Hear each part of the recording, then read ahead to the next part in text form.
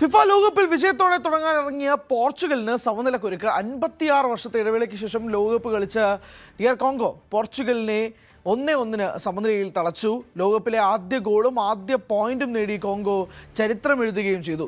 Super താരം Cristiano Ronaldo നിറം മങ്ങിയതാണ് പോർച്ചുഗലിന് തിരിച്ചടിയായത്. അതേസമയം കരുത്തരുടെ പോരാട്ടത്തിൽ ഇംഗ്ലണ്ട് ഉജ്ജ്വല വിജയം സ്വന്തമാക്കി. ഹാരി കെയ്ന്റെ ഇരട്ട ഗോൾ മികവിൽ 2-4 ഗോളുകൾക്കാണ് ക്രൊയേഷ്യയെ തകർത്തത്.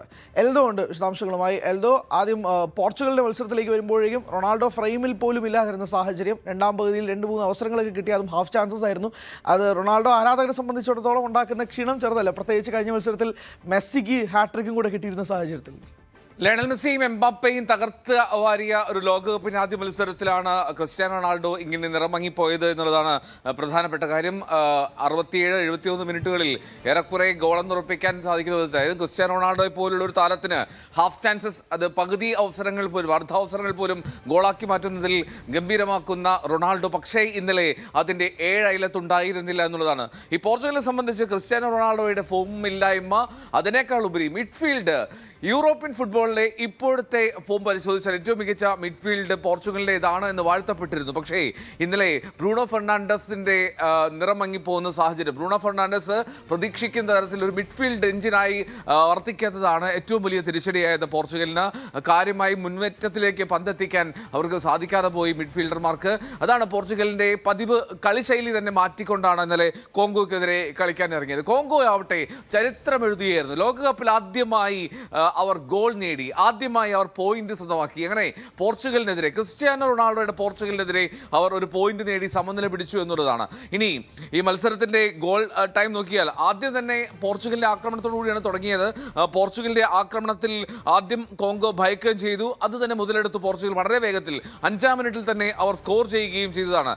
ജാവോ നെവസിന്റെ ഗോള് 5-ാം മിനിറ്റിൽ എത്തിയപ്പോൾ എല്ലാവരും കരുതി ഇത് പോർച്ചുഗലിന്റെ ഒരു ഗോൾ വേട്ടയായിരിക്കും, വലിയ തോതിൽ ഗോൾ മഴ പെയ്യുമെന്ന്. പക്ഷേ പിന്നീട് അങ്ങോട്ട് പോർച്ചുഗലിന് ഒരു തരത്തിലും കോങ്കോയുടെ പ്രതിരോധം മറികടന്ന് കടക്കാൻ കഴിഞ്ഞില്ല. മാത്രമല്ല ക്രിസ്ത്യാനോ റൊണാൾഡോയ്ക്കും ആ പ്രതിരോധ പൂട്ട് പൊളിക്കാൻ കഴിഞ്ഞില്ല എന്നുള്ളതാണ്.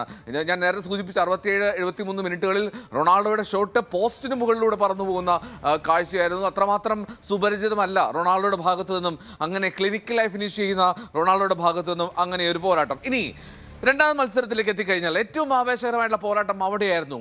ഇംഗ്ലണ്ടും ക്രൊയേഷ്യയും. ഇംഗ്ലണ്ട് ഒരു ലോകകപ്പ് വീണ്ടും നേടാമെന്നുള്ള മോഹത്തിൽ എത്തുമ്പോൾ ക്രൊയേഷ്യ അവരുടെ മുൻകാല പ്രകടനങ്ങൾ ആവർത്തിക്കാമെന്ന് കരുതി. പക്ഷേ ലുക്ക മോഡ്രിച്ചിന്റെ സംഘത്തെ 4-2 കീഴടക്കി ഹാരി കെയ്നും ടീമും. ഹാരി കെയ്നാണ് ഗോൾ വേട്ടയ്ക്ക് തുടക്കമിട്ടത്. അതൊരു പെനാൾട്ടിയിലൂടെയായിരുന്നു. ആദ്യം എടുത്ത പെനാൾട്ടി അത് ക്രൊയേഷ്യൻ ഗോൾ കീപ്പർ അത് തട്ടി അകറ്റിയതാണ്. പക്ഷേ ആ ഗോൾ ലൈൻ കടന്ന് മുന്നോട്ട് വന്നിരുന്നു ഗോൾ കീപ്പർ. അതുകൊണ്ട് റഫറി റീടേക്ക് അനുവദിച്ചു. ആ സമയം ലിവാക്കോവിച്ചിനെ മറികടന്ന് ഹാരി കെയ്ൻ അത് ഗോൾ സ്വന്തമാക്കി ഇംഗ്ലണ്ടിന് ആദ്യ ഗോൾ നൽകുകയും ചെയ്തു. പിന്നാലെ 36-ാം മിനിറ്റിൽ ബെട്ടുറീന ക്രൊയേഷ്യയ്ക്ക് സമനില നൽകിയതാണ്. പക്ഷേ അവിടെയും കളി അവസാനിക്കുന്നില്ല. ഒരു 6 ഗോൾ പിറക്കുന്ന പോരാട്ടമായിരുന്നു അത് എന്നുള്ളത് കാണികൾ അപ്പോഴും വിശ്വസിച്ചിരുന്നില്ല, പ്രതീക്ഷിച്ചിരുന്നില്ല.